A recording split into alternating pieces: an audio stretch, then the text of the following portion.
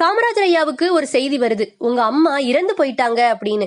பதபதைத்து விருதுநகர் வீட்டுக்கு ஓடோடி வர்றாங்க காமராஜர் ஐயா. ஈமச்சடங்கு செஞ்சுட்டு ரொம்ப நேரமா தலை குனிந்து உட்கார்ந்திருந்தாங்க. ஐயாவுடைய எண்ணம் என்னவா இருந்திருக்கும்? இதுவரைக்கும் மக்கள் நாடுன்னு இருந்துட்டோமே, அம்மாக்குன்னு எதுவுமே செய்யலையே, உயிரை விடும்போது என்ன நினைச்சிருக்கோம்? நம்ம பிள்ளை கல்யாணம் பண்ணல, அவனுக்குன்னு பிள்ளை குட்டி இல்ல, நம்ம சாகும் போது நம்ம பக்கத்துல இல்லையே அப்படின்னு நினைத்தார்களோ என்னவோ. குனிந்த காமராஜர் ஐயாட்ட வெட்டியான் வந்து சாவகாசு கொடுங்கய்யா அப்படின்னு கேட்க பதறி போய் சட்டைப்பையை எடுத்து பாக்குறாங்க. ₹1 கூட இல்ல. 9 ஆண்டுகள் தமிழ்நாட்டை ஆண்ட மன்னனுக்கு தாய்க்கு கொடுக்க சாவகாசு இல்லன்னு கண் கலங்குறாங்க காமராஜர் ஐயா. இத பார்த்து கலங்கிய நண்பர் காசு கொடுக்கறாரு. வெட்டியானவர்களோ கொடுத்த காசை திருப்பி கொடுத்துட்டு காசுக்காக கையேந்தல் ஐயா.